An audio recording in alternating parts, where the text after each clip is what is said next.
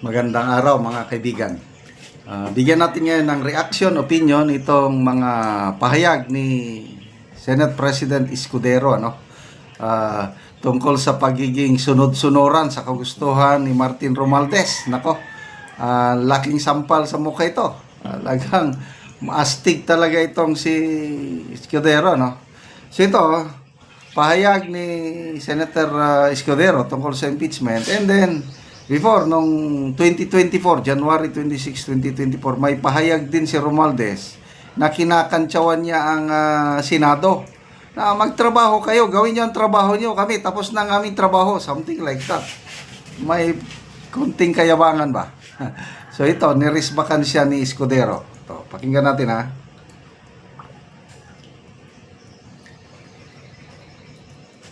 Ang Senado kaugnay sa gusto nilang mangyari sa impeachment. Pues kung trabaho ng ilang mambabatas na maging sunod-sunuran kay Speaker Romualdez na gusto, klaro, itong impeachment na ito, hindi namin trabaho yan sa Senado. Hindi ko rin trabaho yan bilang tagapangulo ng Senado. Para sa akin, gagampanan namin ang aming tungkulin ayon sa aming paniniwala na tamang proseso na naaayon sa batas. Nung inupuan nila na mahigit 2 buwan itong impeachment complaint, may narinig ba sila sa amin? Nakalagay din sa rules nilang immediately ibibigay ng SecGen yung impeachment complaint sa Speaker. Hindi nila ginawa yon sa loob ng mahigit 2 buwan. May narinig ba silang reklamo sa amin?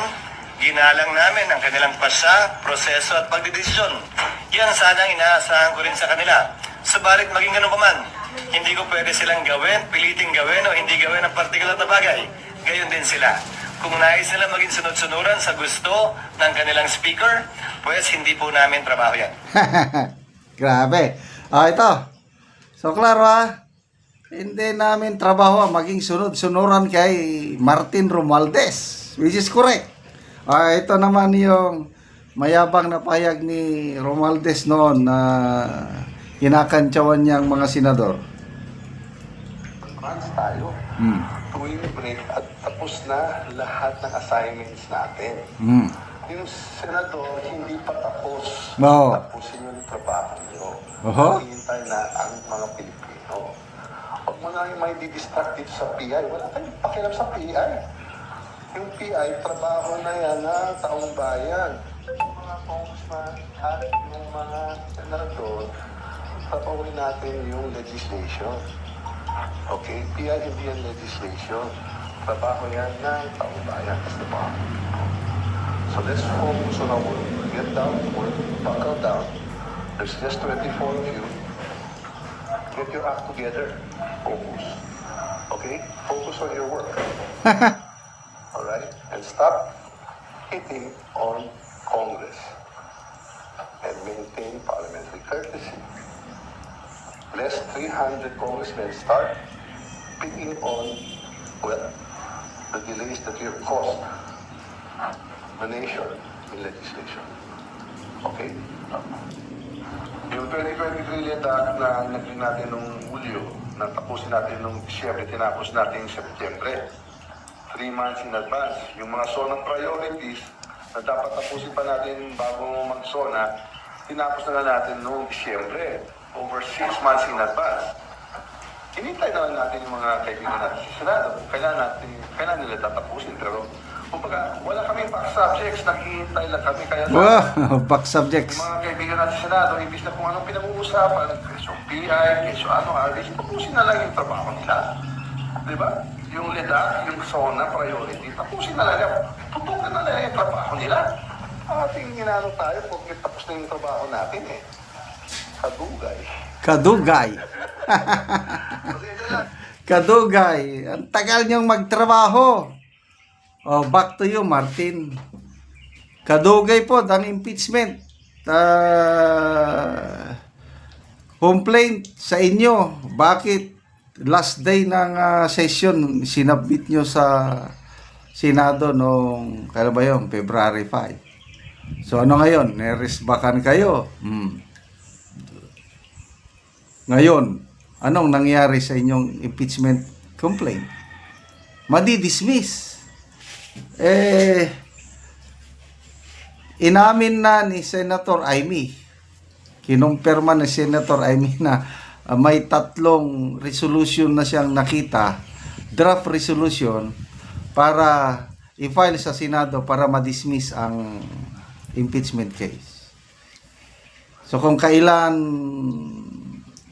i-file yan, i-monitor natin, kailang by June 11, sa tingin ko, opinion ko lang ito, dead on arrival ng impeachment. So ano ngayon? Kawawa ang mga Makabayan Black. Magbasa lang ako ng mga comments, ano? Kawawa ang mga Makabayan Black. Sila ang ano, Reza Hontiveros, mga kakamping, sila man ano. Bogs kali, makalagit yun ang imong nawong lay, ayaw na lay. Mga projects nyo, pangungurap. Tapos na trabaho nilang kamalin ang pundo ng taong bayan. Gracia Ideher, super kapal ng pagmumukha ni Tambi, hindi na tinatablan. Paul Lonyo, kapal ng mukha mo, may-ari ng Pilipinas, hilasa ni Monggol. Sydney Montañez, yung San Juanico Bridge, ang tagal na nasa priority, pero inuna mo pa yung pundo sa mga hearing kasi masama yung sinabi, wag ko na lang banggitin. Amak ka ng lalay, ang kakapal ng pagmumukha. Okay, so to me, sa ngayon mas pinapanigan ko si Senator Escudero kasi ang kanya is collegial. Kung ano ang gusto ng karamihan, yun ang nasusunod. Lumalabas, may nabasa akong post kanina ni Derto Asman siguro. 19 out of 23 senators gusto ibasura na ang impeachment. Just abangan natin kung kailan matapos yung resolution na formal ng pagbabasura sa impeachment case ni VP Sara. Okay, salamat mga kaibigan sa inyong pagsubaybay sa channel na ito. Nakakatulong kayo ng malaki sa Tribong Talandig dahil ang income natin sa channel na ito is pantulong sa tribo. Sa ngayon, namimigay tayo ng mga yero at pako para magkaroon ng mas maayos na tahanan, bahay ang Tribong Talandig.